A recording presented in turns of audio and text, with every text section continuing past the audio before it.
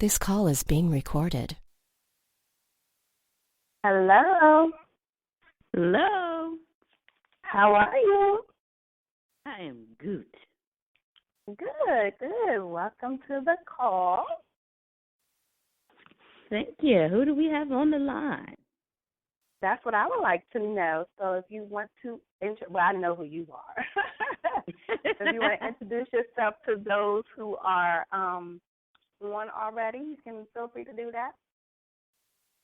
I'm Tiffany, been married 19 years and counting.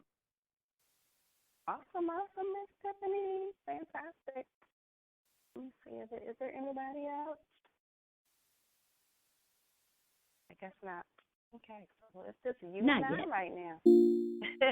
Ooh, there we go. I hear it. Hello, welcome, and tell us your name and how many years you've been married.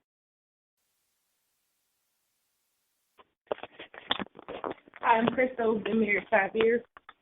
It'll make 5 years. Welcome. And where are you calling from? From Indiana. Okay, nice. Welcome. We're going to get started in about 4 minutes. We have Tiffany on. She's been married 19 minutes, and I'm Tanya Barnett, the founder of the Real Wife Movement. I've been married 17 years. Hi, Crystal.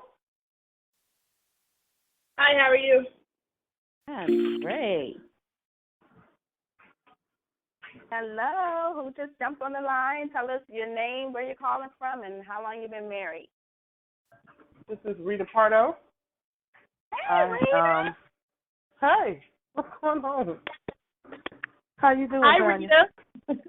Hey, what's up? How's everybody? Hello. It's Butterfly Creek. What's up, Butterfly? How you doing, girl? Hey. I've never heard your voice before. This is awesome. Oh. I feel like I know you. Yeah. Good. Yay. That makes me happy. Yeah. Yes. Been married almost 13 years. April the 13th will be 13 years. So we've been together 19 years. All right. Okay. Awesome. We got some veterans and some not so veterans on the line. And Rita, I'm going to give it about 2 more minutes before we get started. Okay. So I'm guessing everyone, the kids are sort of settled and into their own thing. I hear music coming from my teenager's room, so I'm just like, everybody's still alive. Hello, and welcome. Hello. Got her phone muted. Uh-oh. Just hung up. I think we lost someone. They'll call back. Yes. Well, I'm excited about this call. We're going to be having these every Monday for the next 4 months. Next 4 weeks. At 9 Wow. But I'm like, I mean, if that's what he wants me to do, it is what it is. But right. yeah, we're just going to be having some real life conversations. It's a place for women to chit chat. I know we have the Being a Wife Just Got Real Facebook page, but what I wanted to do is for women who aren't on there to be able to come on, get some nuggets to have healthy relationships, whether they're married or not, and then open up the last 10, 15 minutes for questions. Hello?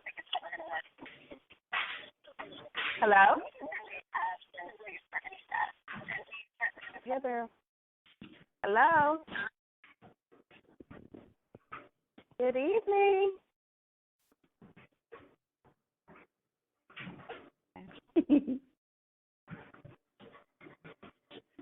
All right, ladies, we're going to get started in about a minute. If you have not already introduced yourself, please do that. If you'd be so kind as to mute your phone so that we don't have any background interference. I know for me sometimes when I jump on conference calls, I'm either driving in my car or washing dishes, folding clothes, something like that. So so that everybody can hear, I just ask that you would mute your phones. And if you had not had an opportunity to introduce yourself, feel free to do so now. Okay. All right. Well, I want to welcome everybody to the Real Wife Conversations. I'm really excited about what is in store for us these next few weeks. I'm going to be talking about certain topics. If you've seen the flyer, you have seen the topics that we'll be covering. I think they're real important topics that deal with marriage. And so because you guys are on here, you ladies are on here, I'm really excited. That tells me that you value your relationship and you want to see it grow. So I'm really, really excited. I'm thankful that you're here. I know you could be doing anything on a Monday night, but you're here. And thank goodness it's not the night that New Edition premieres. So I'm really happy about that. And they got their star on the Hollywood Walk of Fame. So I'm really happy to see my boys get that. So without further ado, I'm going to introduce myself. If you're new to me, I am Tanya Barnett, your Real Wife Coach. I'm the founder of the Real Wife Movement. And the purpose behind the Real Wife Movement is that when I was going through the issues in my marriage, I only had one person to talk to, who was my friend Mimi, who, if you have the book, you've met her in the book. But I realized that other women don't have a Mimi. And so that's why I started the Real Wife Movement. Throughout my marriage, there's been ebbs and flows, and I've had people come into my life who've been able to hold me accountable as a wife. And so I'm really excited about the growth that I've seen in myself.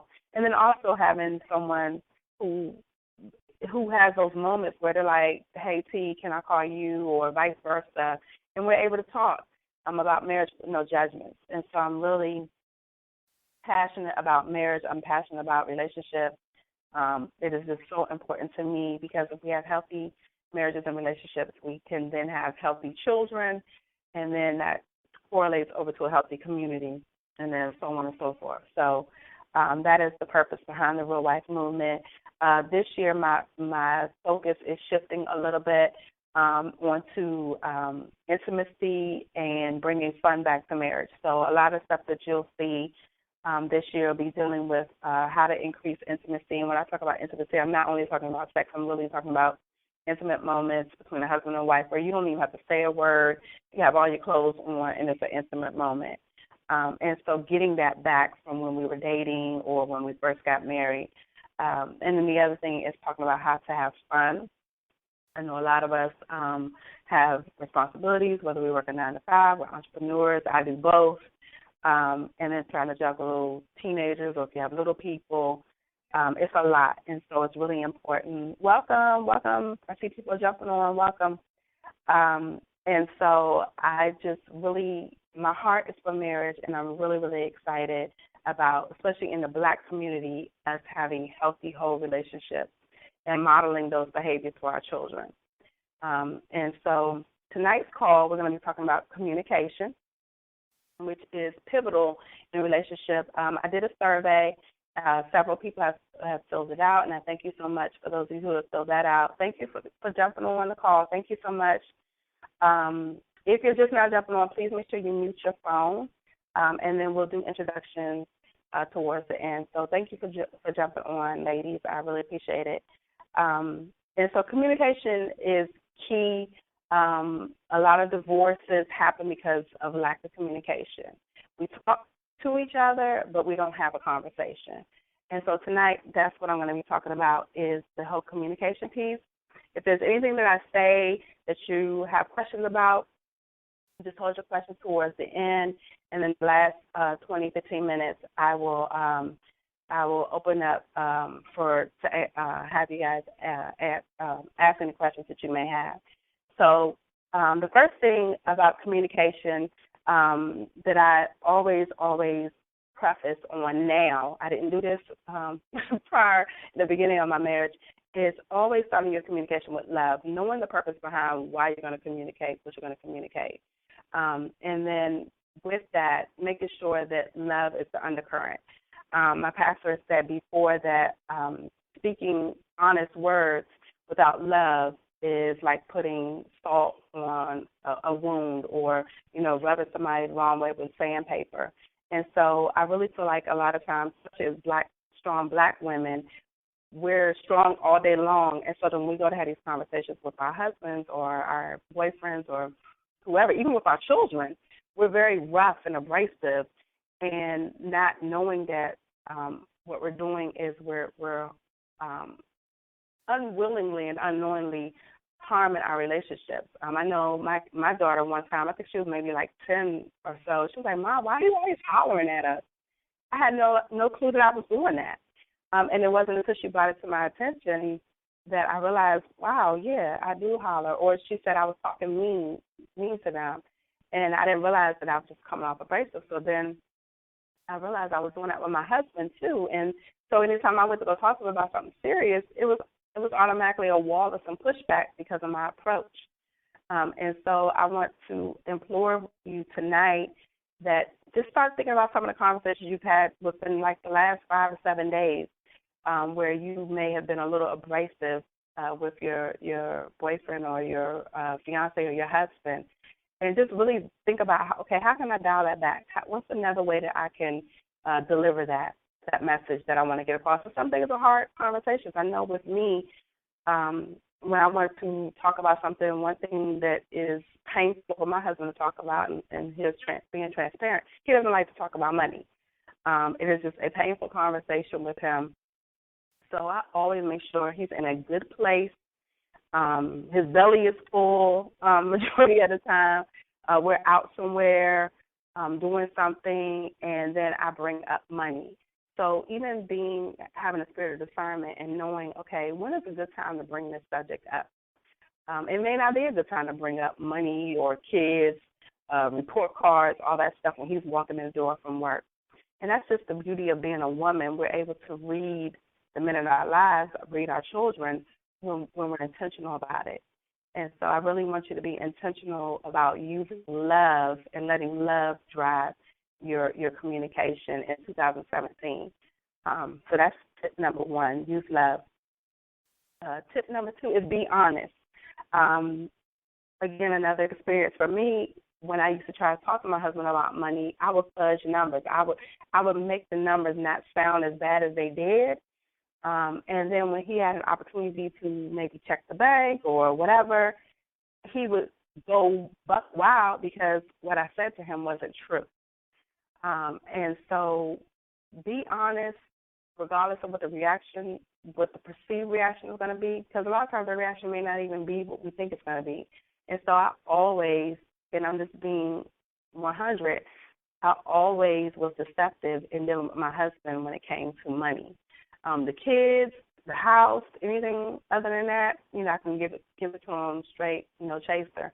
But money was one of those things. Even when we got a tax return, I always have done our taxes, and I would shave off a dollar amount off of our taxes because I didn't want my husband to think that now we got this money and he can go buck wild. But the last 2 years, I'm like, yo, this is what the tax return is looking like, and these are the things that we're going to do or not do. And we have this conversation, again, when he's in a good space. So please, please, please consider using honesty. And then that way you don't have to remember what you said. Because I've been caught so many times in untruth, and I can't even remember anything that I said. So just be honest in your communication. The other thing is tip number 3 is state the facts. Just stick with the facts. What I found is when I started accusing him of things, but if you hadn't have gone with your frat brothers to Pennsylvania for the weekend, we'd have had, no, let's not even talk about what he did because that's an attack. Let's just stick with, okay, this is how much money is in the bank. Because if we just stick with the facts, then there's no blame game. And the blame game causes them to shut down, and then you don't have a conversation. And then you're not able to alleviate anything or come to a conclusion or a resolution or anything of that nature. So definitely the most important thing is stating the facts and sticking with the facts. A lot of times if you need to have a sheet of paper and have that stuff written down, then that way he could see this information, whether it's a report card or, like I said, whatever it is that you guys are going on. If there's repairs that need to be done in your house, write all that stuff down. And that way he can have it on paper. He may not be able to talk to you at the moment because he may be flustered. But if you have it written down and say, you know what, babe, I'm just going to give it to you right now. We can discuss this later. And then he's able to process it on his own terms. But just give the facts, the facts, the facts. Blame game does not work. It will blow up and backfire in your face at all times, and we just do not want that, ladies. Number 4 is offer a solution. So when you're doing your communication, for a long time, my husband was like, well, what do you want me to do? And I'm like, I don't know. What do you want me to do? And so we're going back and forth, tension, attitude, all this stuff. And once I found out, okay, let me have several solutions, then that's something I could bring to the table. We can have a conversation. And then he could say, well, no, I'm not feeling this or I'm not feeling that. And then you can come back and say, okay, well, here's my solutions. You're not feeling any of them. What's yours? And then that way it puts the ball back in his court. So I really implore you to think about offering solutions when you go to have these conversations, especially those of us who, I know there's several ladies that are newly married. Having those solutions, men are very concrete number type people, and then offering solutions, again, gives him an opportunity to process the information that you're giving him. He's looking at the facts, and then now you're saying, okay, here's some things that I came up with so that we can move forward in this area. For us, I know right now I want to get my whole upstairs painted. I want all the carpet taken out the house. I want everything done. So I went to him and said, okay, babe, how can we do this room by room by room? Before I was just like, I want all the carpet done from upstairs. Well, realistically, at the time, we didn't have money to redo all the carpet of the whole upstairs, but we could do room by room by room. So I offered him that solution, and my husband was cool with it. He said, okay, we can manage that. And then, after we get a couple more paychecks in, let's do another room, and so on and so forth. But I was able to bring him a solution as opposed to overwhelming him and telling him I want all the carpet gone. So definitely having a solution makes your communication a little bit easier. Number 5, this is key. This is key. Ask them if they understand. Just ask them, say, yo, do you understand what I'm saying? Do you understand what I'm trying to convey? Because you and I, as women, we could be saying one thing, and they're hearing something totally different. This just happened to me and my husband the other day on Friday. We're having this long, drawn-out conversation, and we are not getting anywhere, just anywhere. And so I asked him, do you understand what I'm saying? And when he said what he heard, it was nothing of what I was saying. And that's why we couldn't go any further in the conversation. So it's fair to ask them, did you understand what I said? And if they say no, then try to re-go through that whole exchange and say, okay, where did we drop the ball in here? Where is our communication not connecting? And there's nothing wrong with that, because you want to come to a even ground. You want to come to a place where you both are understanding each other, and then therefore you can move forward. So, and then the same thing, ask him vice versa. Just say, okay, babe, can I tell you what I'm hearing? And then that way he hears what you're saying, and he can say, no, that's not what I'm saying. What I'm trying to say is, and then that way you're both being able to understand each other. So make sure you ask if they understand. And say straight up, look, I'm not trying to be funny. I really just want to know, are we understanding each other? Because a lot of times it kind of is like men are from Mars, women are from Venus. You just hear different things in the translation. And so asking if they understand is a great tool to move your conversation forward. And number 6 is, at the end of the conversation, let them know that you care, that you love them. I know a lot of times if it's hard things that we have to talk about, they feel that they're being beat up on, or you're dogging them, or you're condemning them, or you're judging them. I got that all the time. Well, why are you judging me? Why are you judging me? And I'm like, I'm not judging you. I'm just telling you my observation because I want things to be better. One prime example of that is, and I could use all 6 of these steps when my husband needed to go to counseling. So I used a lot of love to talk to him about why I felt like he needed to go to counseling. My husband, and I share this in my book, my husband's mother abandoned him. He was raised by a single dad. And so therefore, and even now at him going to be 48 this year, his mother still isn't in his life. And so there have been a lot of times in our marriage where I would catch the brunt of that anger of abandonment and rejection and things of that nature. And it's got to a point where I just told my husband, I was like, yo, you're going to have to go to counseling. And from there, this is what I need from you. We need, because our communication was not working. My husband was a cusser.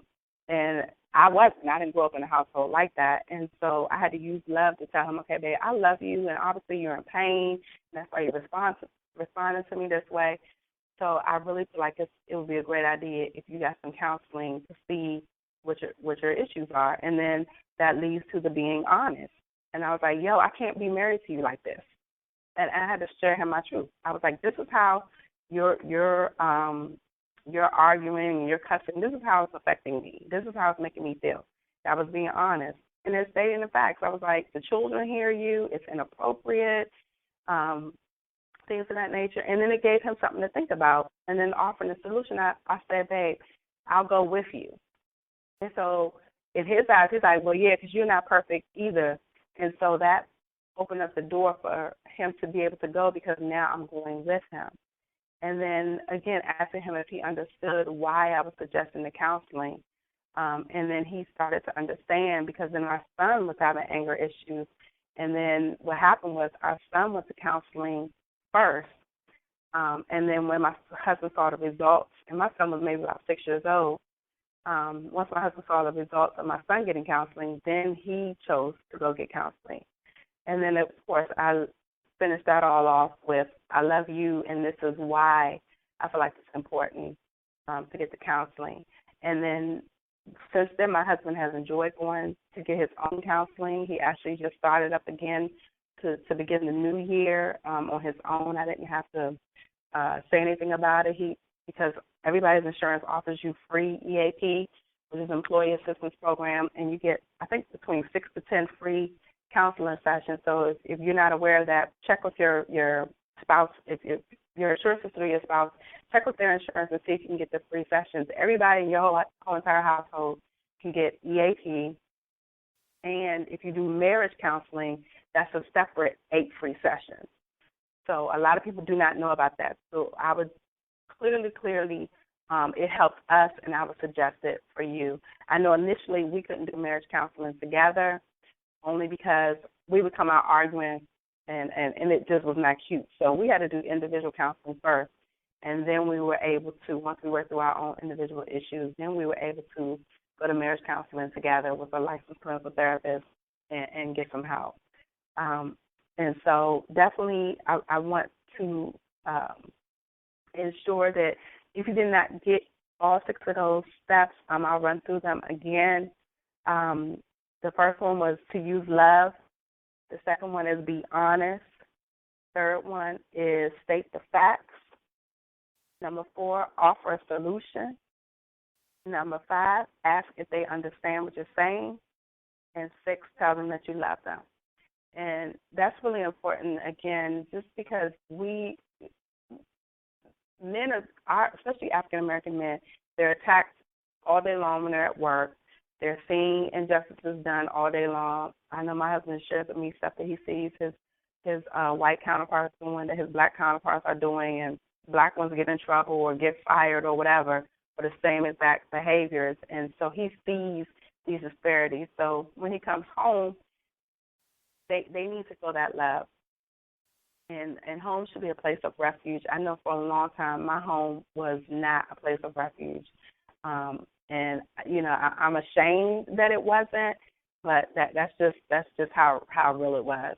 But now that I've taken some time to work on myself, and you'll read in the book how I had to go through that transition, now I'm able to be a better wife to my husband, and in that his behaviors have changed. My children see a loving mommy and daddy, and it just makes for a whole better relationship for everybody, a safer home, a more peaceful home. And so I really encourage you to, just take a step back, look at some of the things when you have your conversations, replay some of them, and just say, oh, I could have done this, I could have done that in that conversation, and try to make adjustments. It's very easy to make adjustments. Sometimes we don't do it all. There's been times where I've finished a conversation, I'm like, Dad, I shouldn't have said that, and then I have to go back later on and apologize for that. So definitely, ladies, I'm excited about hearing your stories of how this has worked for you and how this has improved your relationships. Make sure you hit me up on Facebook, Instagram, Twitter at Real Wife Coach, and just let me know, hey, T, this helped, because I love to hear how people are implementing some of the things that they learn. So if you have any questions, I'm going to ask you to go ahead and unmute your phone, tell us your name, and then go ahead and ask your question.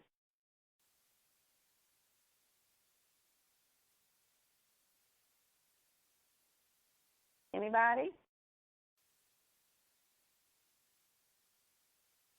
Okay. So we don't have any questions. Any comments? Yeah, I had to. This is Rita. I had to turn my dryer off. I had to turn my dryer. Otherwise, you would have heard all kind of stuff in the background. Okay. So, yeah, for those of you who may have joined later and didn't get to hear my introduction, my name is Rita Pardo. I'm 45. I have a 4-year-old, a 5-year-old, and a 17-year-old that's disabled. And my husband and I, we have been married almost 13 years. We've been together 19. And my husband's a truck driver, and he stays gone. Sometimes 28 days out of the month. So it's just me and my kids most of the time, all of the time. My life is very, very busy. I run a business myself. I run 2 businesses for myself, and then my 5-year-old son has a business, and then my disabled daughter has a business as well. So I'm running all kinds of businesses from the house, and it just gets chaotic at times. Just wanted to say thank you so much to Tanya for opening up an avenue for women to come and talk and not be judged, and that was very important to me. One of my biggest issues that me and my husband have is the communication thing. It's hard to. He's a night person and I'm a day person, and he likes to drive at night. So when I'm up in the daytime, it's hard for me to call him and talk to him because he's sleeping. By the time he wakes up, the kids are home, and I can't have a conversation with him because the kids are running around in the background, and I'm exhausted and frustrated at the kids that I just really don't feel like talking, having a conversation. So that's one problem with us. We just really don't have time to communicate or talk, and if I send him a text message, 9 times out of 10 he doesn't check it or he doesn't get it, and then I get frustrated because he's not communicating via text, and it's just a downhill cycle. So if we don't communicate, then and we don't talk, then how are we going to continue to stay together? So I just need different ways on how to communicate, because obviously I'm not doing something right. I wouldn't say that you're not doing something right, Rita. I think right now the way your lifestyle is set up, and when I say lifestyle, I'm just talking about your family responsibilities. It sounds to me like it's making it difficult. It's actually like setting up barriers for you and your husband to be able to communicate. So it's not that you're doing anything wrong. I mean, it's just like if your husband worked in the ER at night and you were a school teacher during the day, y'all would miss each other. I mean, that's not someone doing anything wrong. It's just the way your lifestyle is set up.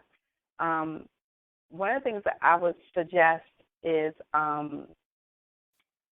with as far as the children are concerned, I would suggest maybe scheduling, and this may sound kind of crazy, but scheduling your phone calls with your husband and saying, hey, and setting up those boundaries with the children. So saying, hey, you know what, Daddy and I are going to be on the phone, say from 6 to 6:30 every other night or something like that. And so making sure they know, okay, from 6 to 6:30, ain't nothing going down but me and my husband on this phone.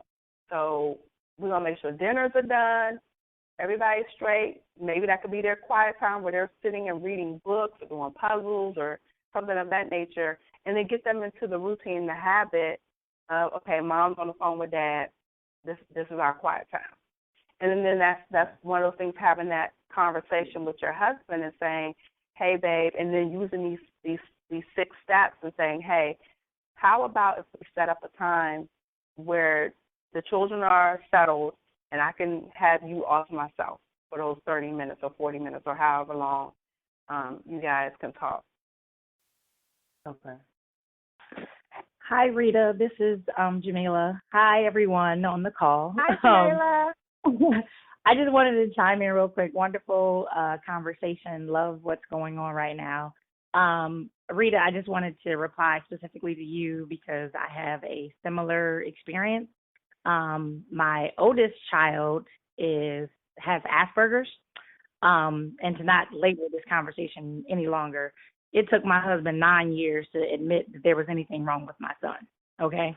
And I was the one who took my son to OT, speech, PT, and did every article and advocated for him at school and did every therapist and all of those things. So first and foremost, I don't know if your child who has special needs is a boy or a girl, but I have all boys. We do have a daughter. Girl. But my husband, as a man, and my husband didn't explain this to me until later on. My oldest son is now 15.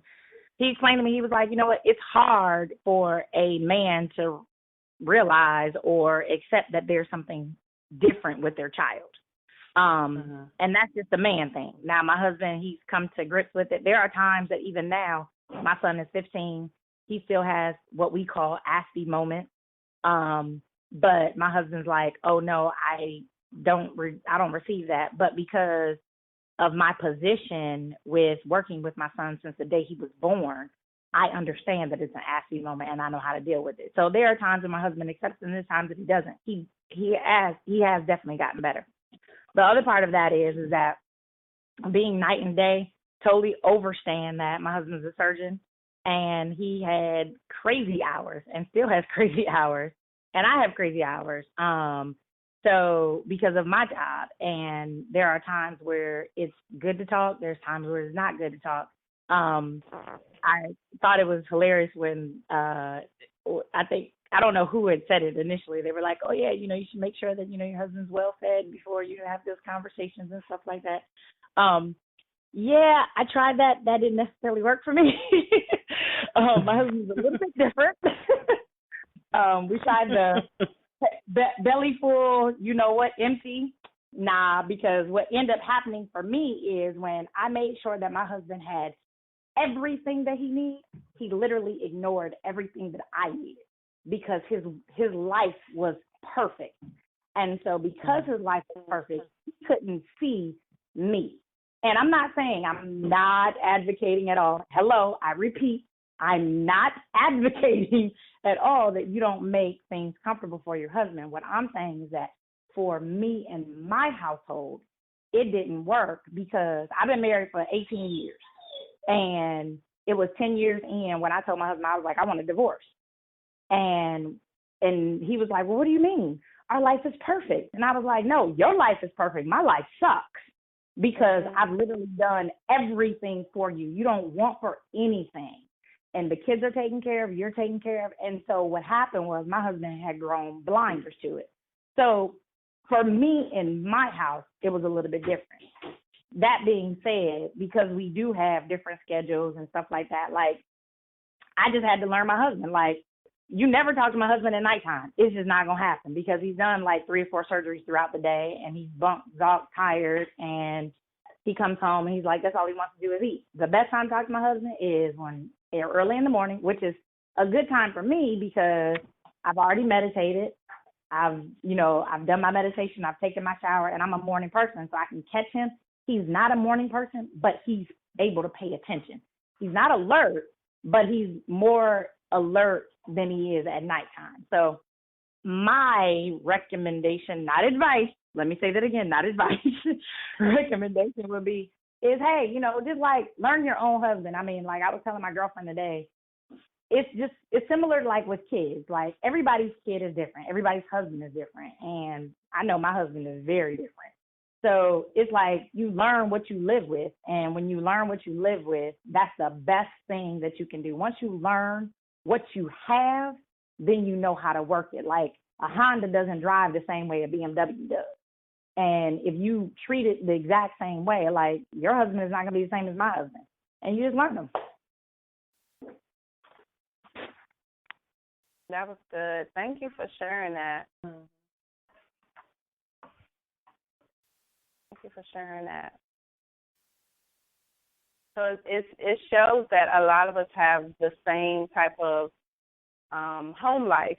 And a lot of times we feel like we're by ourselves, or we're the only one going through, or nobody understands, or this, that, and the third. And so I thank you, Rita, for being vulnerable and sharing that information with us.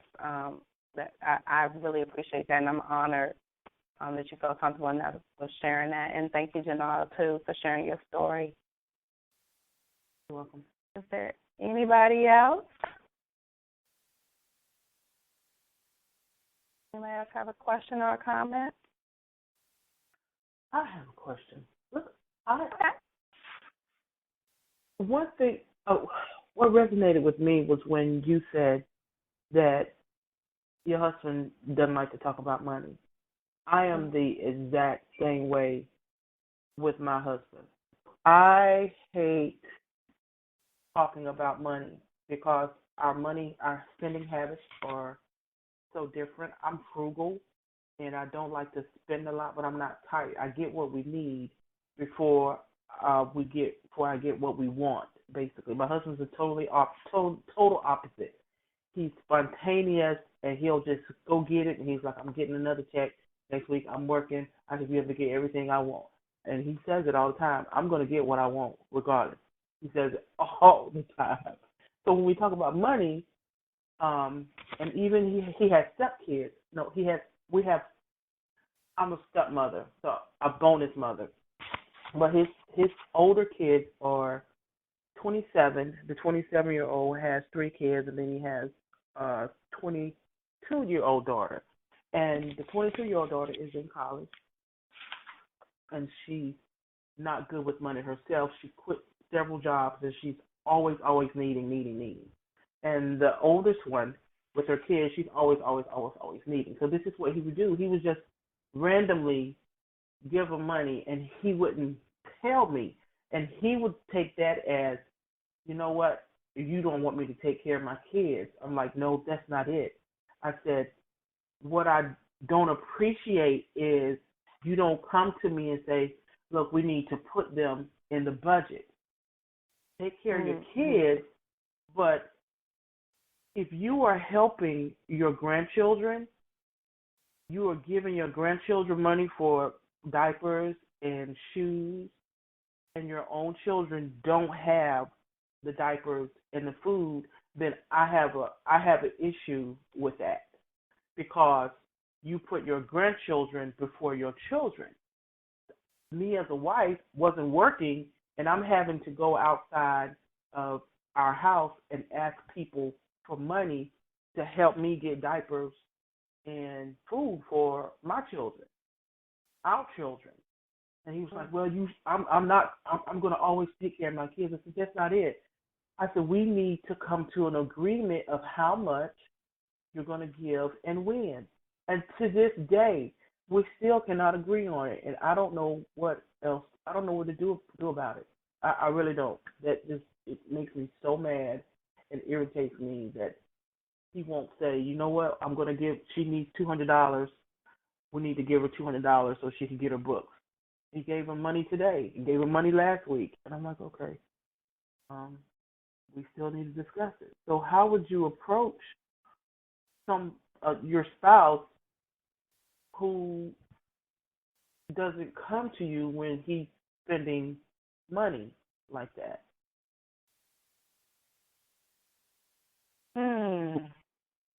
That's a tough one. I don't know. No, it's okay. It's okay. Does anyone on the call have any? That's a tough one. I don't know. Since his children are essentially grown, he's not entitled to give them anything. So I don't know. That is a tough one. I know for a long time my husband was getting money from a great aunt and wouldn't tell me. But that's different. He was getting money as giving money. I mean, to me, I told him, I was like, yo, you need to let me know what's going on, because I'm thinking you're buying stuff and it's coming out of house money. But yeah, that's a tough one. I hate to just say pray about it, but really that is just something where you're going to have to release that, because it's got to be a decision that he makes. Okay. I just don't know how to rectify that, because if you've already had conversations with him and he's still doing it, if you come at him, he may be defensive, and then again you're looking at another argument. Right. I don't I'm know. sorry. Can you repeat the question? I kind of got distracted from the question part. How do I? Her question was what do you do about a spouse who gives his older children money? His one daughter has 3 children, and he's helping her with them, and he has one in college. He's buying books for her, but Rita was saying that that leaves their house short for their own children. Yeah, I agree. Just pray about it. Yeah. Oh, ouch. Wow. I guess when you've been married for like a really long time, you have like way too many experiences. Don't mean to grab the call. However, we have a older daughter, and my husband gives her absolutely everything behind my back. And I would love for him not to, but I don't even know. I mean, like, we kind of battle about it now, but I just kind of like let it go. I don't even know how to answer that one. Ouch. Yeah, that's scary. Yeah, I got nothing. Pray about it. Okay. Rita, this is Crystal.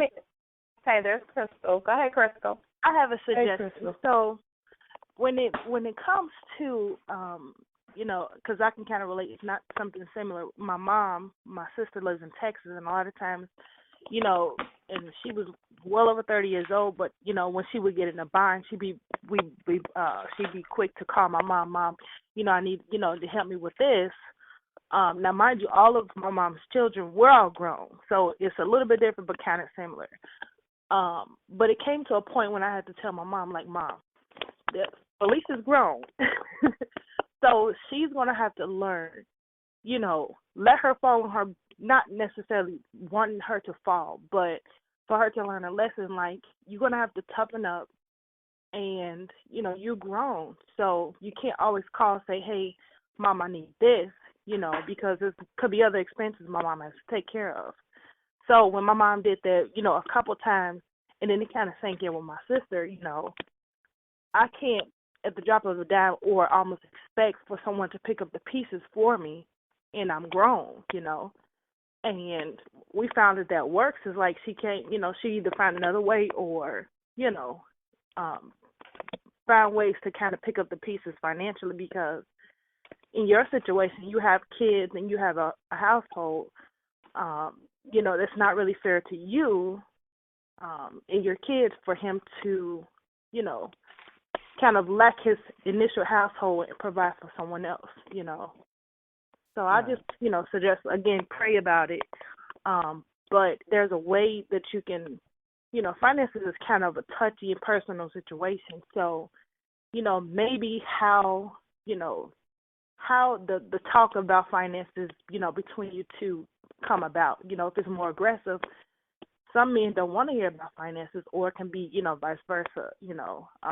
So maybe try to, find different ways to talk about finances, or even, I'm a visual person, so maybe if you can write out the finances, say, look, this is the amount of money we have coming in, during the month. This is the amount of money that, has to go out to what we need initially. So, maybe kind of write out what you guys have and what you're working with. And then say, hey, maybe we have an extra $150 after we, things that are in, once we take care of the household, then maybe if maybe his daughter, she needs maybe $75, you're not expending everything that you guys have, and it kind of makes it more stressful, and you kind of feel like he's putting the importance outside of the household when it should be reversed. So that's my suggestion. I love your suggestion. I was just thinking about it. I think that is probably what I end up doing with my husband and our daughter. The other thing that I think that we also need to remember is that men automatically want to be protectors and providers. Like, that's in their nature. And if they have a daughter, they're going to want to provide and protect. I mean, I'm in my 40s. I'll call my dad when I've had a bad day or whatever the case may be. So maybe he's just tapping into his dad's side where he's like, this is my daughter. Vice, if she was a boy, he may not actually be doing that. So maybe that's something that we need to chime into. And I think that now, like when you were just talking about like, being more understanding and stuff like that, I think that's where I obviously, outside of praying about it, in addition to where like I started to be more understanding about my husband giving our daughter things that, like, I know for a fact that he would not do for our boys. Like, he's made it clear that he's never paying for their college education. However, we paid for our daughter to get her master's. And I'm like, well, that's not warm and fuzzy because you did it for our daughter. That's not cool. So, but again, he looks at it like it's a difference because it's a boy versus a girl. So that may be a good conversation maybe to have. I don't know. Maybe he looks at providing for his daughter different than if he was providing for the boys. I don't know. Yeah, he definitely had. Go ahead. He doesn't have any older boys. We have a 5-year-old son, and so he doesn't have any older boys. But he always does say that he's going to make sure his daughters are okay, even with paying our cell phone bill. I'm like, why would you put it on the cell phone bill? You didn't tell me. Now our cell phone bill is like $300 and something, and we're struggling to pay it. But if she comes off, then that takes us down to $80 a month. Takes it down $80. And he's like, well, no, I'm not going to give her any excuse to quit school again. And I keep telling him, I'm like, well, baby, look, she's 22. She's responsible for her education at 22. When she turned 21, she's really legally grown, legally. So if she quit school again, you're going to continue to pay her cell phone bill? It's just little stuff like that. And then if I say something to him, then it's back to the, you don't want me to take care of my children. We've done the budget thing before several times, but his words are, well, it's not written in stone. So then if something comes up, then he'll take from the budget and then give them what they initially asked for, and then the budget is blown. So now I don't even have a budget. I'm to that point of frustration where I've been trying to make it work with the budget for all these years.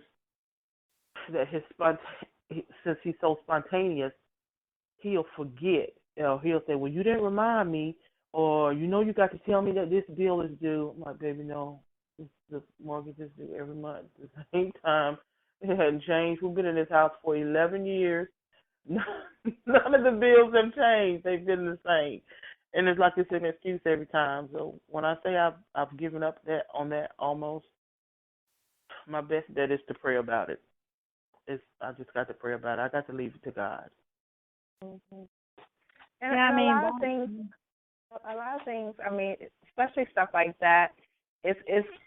If you've already exhausted everything down to doing a budget or writing it out, like has been suggested and things of that nature, to save and preserve your sanity, you got to give it to God. That's just one of those things where prayer will protect your sanity. Mm-hmm. And that, I mean, I don't know any other way. I know when my husband and I were going through a lot of things, I had to take a lot of that stuff and pray about it and just say, okay, God, I'm giving this to you. I can't deal with this right now. And so when I did that, then I was able to stay sane and continue to raise my children and do what I needed to do for my household. I know it's tough to hold on and wait for God to move, but He does move. It just may not be in our timing. It may not be what we think it's going to be, but at the end of the day, He does take care of us. Okay. Anybody else have any questions? Concerns, comments?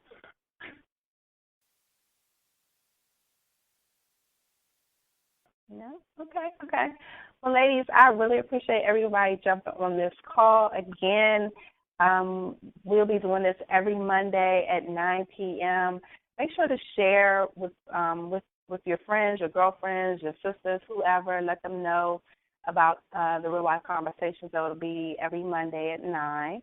And I'm really excited. If you have not had an opportunity to pick up my book, it's called Being a Wife Just Got Real, Things I Wish I Knew Before I Said I Do. It is on Amazon, Barnes & Noble, Books A Million. You can also get it on my website, which is realwifelimit.com/shop. And so I'm really excited that you all joined us today. If you want to hit me up on social media, it's Real Wife Coach. We also have a Facebook group, Being a Wife Just Got Real. So if you put that in the search window, we'll go ahead and add you to the group. We have these same type of conversations inside the group. And so I really, really appreciate you. I can't wait to hear how your 6 steps to better communication work for you. And next week we'll be at the same place, and we will continue the Real Life Conversation. So have a good night. Thank you so much. All right. Good night, y'all. Good night.